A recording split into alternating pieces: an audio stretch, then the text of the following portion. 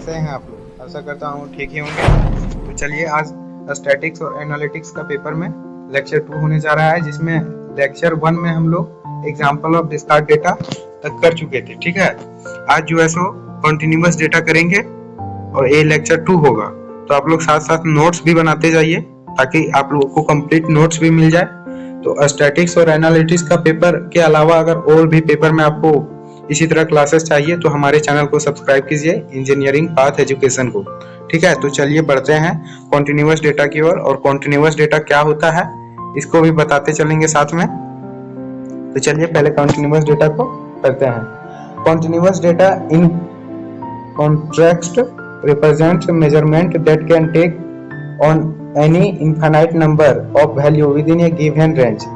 These values are typically expressed and declines or factors and can be derived into a smaller and a smaller intervals. Continuous data is essential in scientific research, engineering, numerous other fields where precision or accuracy and circular continuous data is characteristics type by two key feature। ठीक है, तो इसका कहने का मतलब ये था कि ये जो डेटा है हमेशा स्मॉलर देन मतलब स्मॉलर इंटरवल में हो सकता है। ठीक है, और इसका जो यूज है बहुत सारे फील्ड में होता है, जैसे साइंटिफिक रिसर्च, इंजीनियरिंग हो गया, न्यूमेरिकल्स बनाते हैं उसमें भी इसका यूज होता है कॉन्टिन्यूअस डेटा को।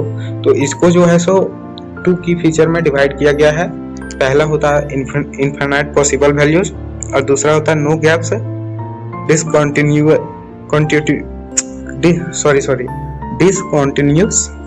ठीक है, तो कॉन्टिन्यूअस डेटा को 2 भाग में बांटा है। तो चलिए पहला भाग पढ़ते हैं, infinite possible values. Continuous data can be taken on infinite values within a given range. That means that there are countless other potential value between two data points. ये जो है सो countless होता है other potential value between any two data points के मुकाबले। ठीक है, तो अगर बी नंबर पहुंचते हैं, ये नंबर पढ़ लिया हम लोग। बी नंबर पहुंचते हैं, नो गैप्स डिसकंटिन्यूइटीज। ठीक है, continuous data has no gaps, breaks or discontinuities between values. In other words, it can measured with a great precision and there are not distinct, separate, categories or intervals.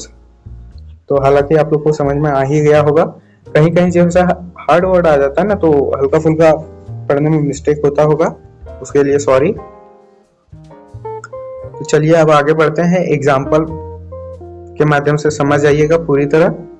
तो example of continuous data, तो high individuals high tax can be consistently form functions and inch of several feet, measuring the height or possible yields continuous data।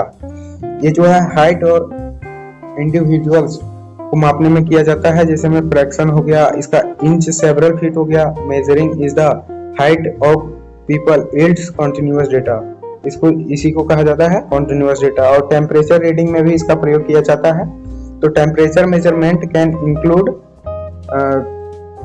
Declaim values vary consistently, ranking of below freezing triple digits above zero। ये जो है temperature measure करने में भी इसका उपयोग किया जाता है। और freezing to triple digit above zero, ये जो लिखा है इसका मीनिंग यही हुआ।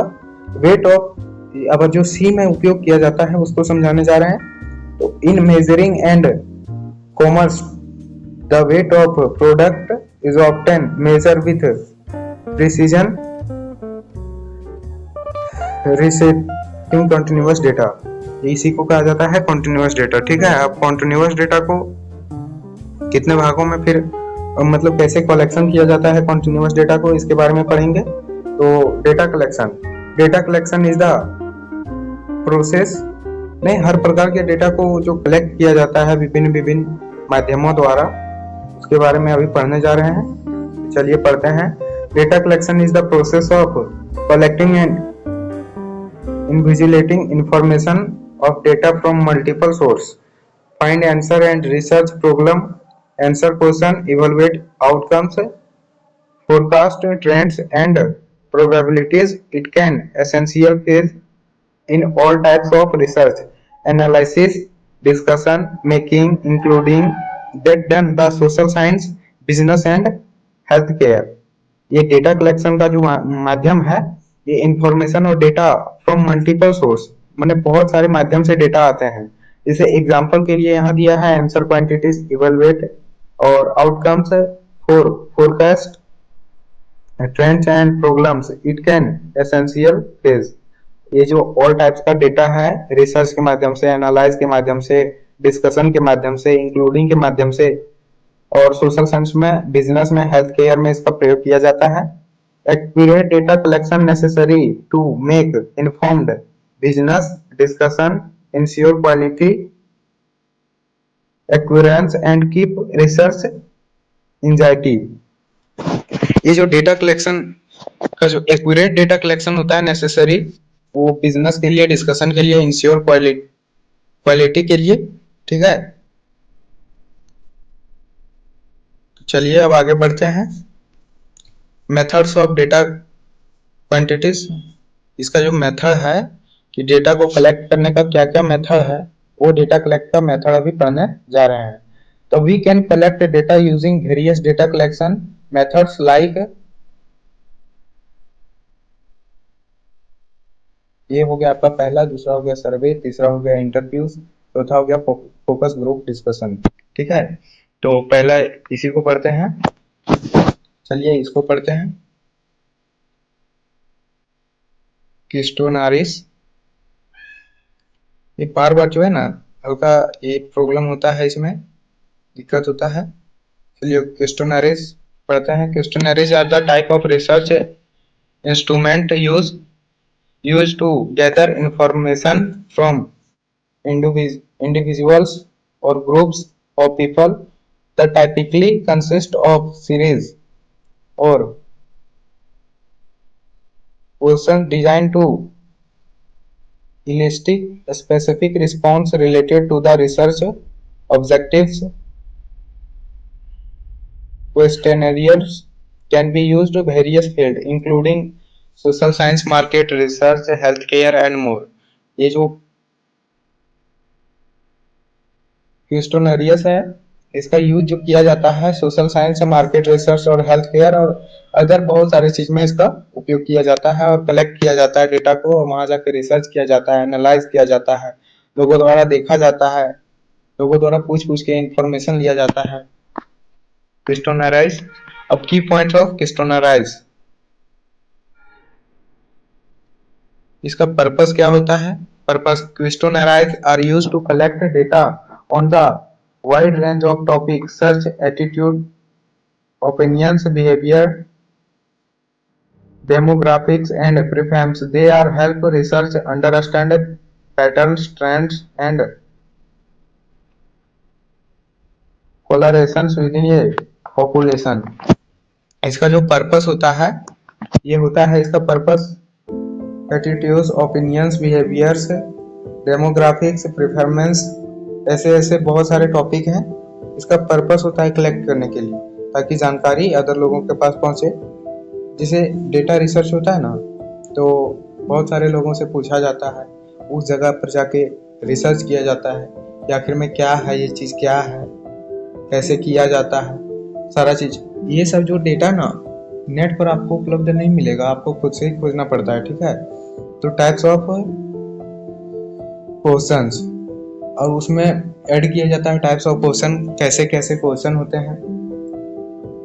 क्वेस्टोनराइज can include different types of question, इसमें अलग अलग तरह का क्वेश्चन ऐड होता है, such as multiple choice, likert, scale, response rate, their arrangement और social opinion ended allowing response to provide detailed response on close ended with preferred answer option। ठीक है, फिर है इसका ये जो है डिजाइन कैसे करें ये भी आता है इसी में।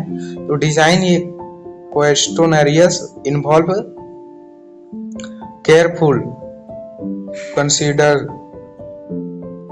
consideration of the research objective, target population and types of data needed।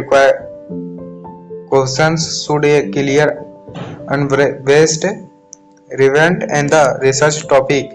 the sequence of questionnaires should flow logically to maintain respond engagement। ठीक है, ये जो है डिजाइनिंग में कि डेटा को कैसे डिजाइन किया जाए, किस प्रकार लोगों तक पहुंचाया जाए, यही डिस्कशन है। तो चलिए आज के लेक्चर में बस इतना ही रखते हैं, अगले लेक्चर में फिर आपसे मिलेंगे। और यदि हाँ आप सेकेंड सेमेस्टर के स्टूडेंट हैं, आपके फ्रेंड्स होंगे तो उनके पास शेयर कीजिए, ग्रुप होगा उसमें भी शेयर कीजिए, ताकि इसी तरह का और नॉलेजेबल वीडियो हम बनाते रहें और आप लोग तक पहुँचाते रहें। हमको पता है बहुत सारे स्टूडेंट अभी तक कोचिंग ज्वाइन नहीं किए हैं और एग्ज़ाम नज़दीक आ गया है, लगभग जून या जुलाई का अंतिम सप्ताह में अब एग्जाम आप लोग का होने जा रहा है। तो एग्जाम के लिए आप लोग प्रिपरेशन अच्छे से कर लीजिए, ठीक है, और साथ ही साथ नोट्स भी बनाते जाइए।